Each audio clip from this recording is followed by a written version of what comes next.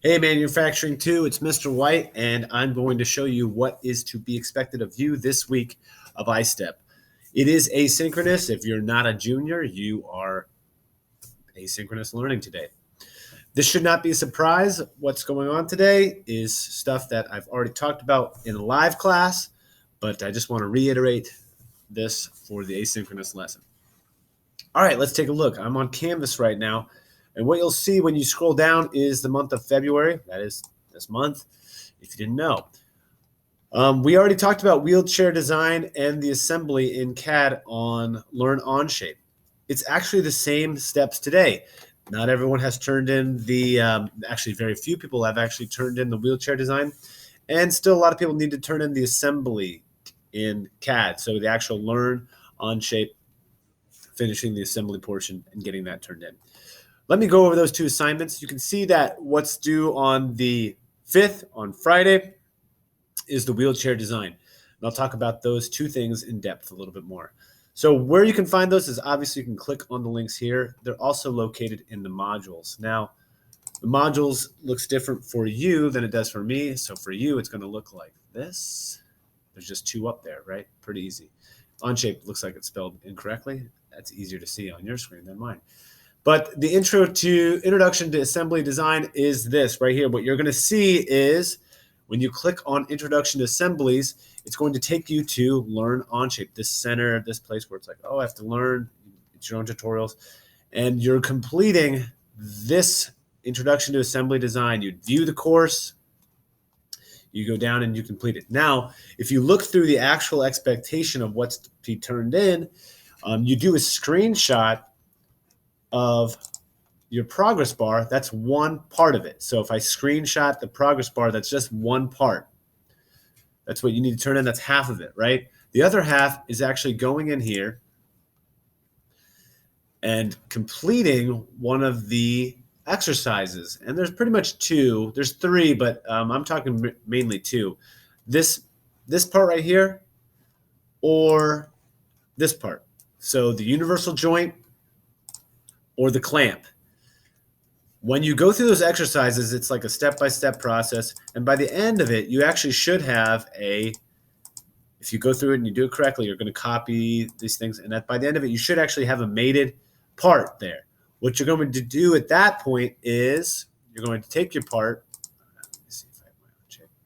You're going to take your part and share it. So just that top right screen, you see share. You want to turn on link sharing. And when you turn on link sharing, you can copy that.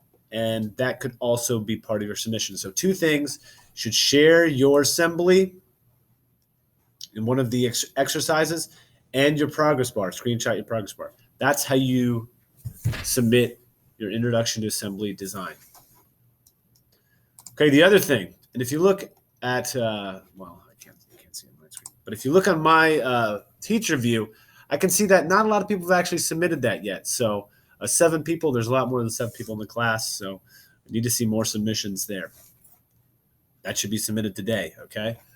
If you go back to home screen and you look at the schedule, you can see what the agenda is the wheelchair design. Now, when I click on wheelchair design, you can see as a teacher, there's even less people that submitted that. Well, obviously, this was due after.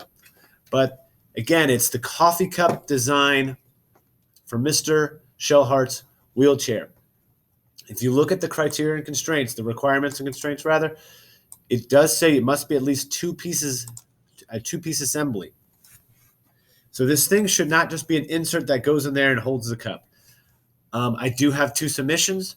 They are, unfortunately, these 2 things where they are the insert into the cup, which is a great, simple design for something. However, if you notice where it's located, it's kind of a bigger picture would help be more helpful. But if we just stick a cup holder right in there, when Mr. Shellhart's wheeling the chair, his hand's going to knock into the cup and spill the coffee. So that's why this thing, first of all, needs to be 2-piece assembly, and it should be up out of the way enough to where it's not going to be a problem when the wheelchair is in use. So you need to practice the whole assembly to create at least two parts for this cup holder That's the objective, to satisfy a usable cup holder. So it's not just an insert here. That's only one part.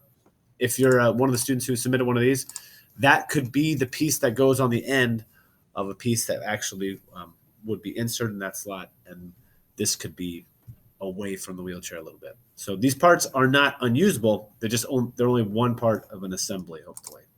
Okay. And actually, if I look a little closer, this person did do two parts. So they did make an assembly. So that part would be satisfied, but it's not up out of the way. So I would still say, hey, think about it. The same thing with this person. It is an assembly. If you look at the parts, there is a set screw into this part right here. So it's not like they're both assemblies. So they both did a good job doing that. But let's think about the design and get the cup holder away. You guys are already ahead of the game if you did submit these, but let's add to it. So that's expected this week, you all. I should see these submissions start to compile, and I should see them populating with a lot of numbers there this week, okay? This is the objective. Let's work on Onshape and get this completed, and I look forward to seeing you guys' designs. All right. Take care.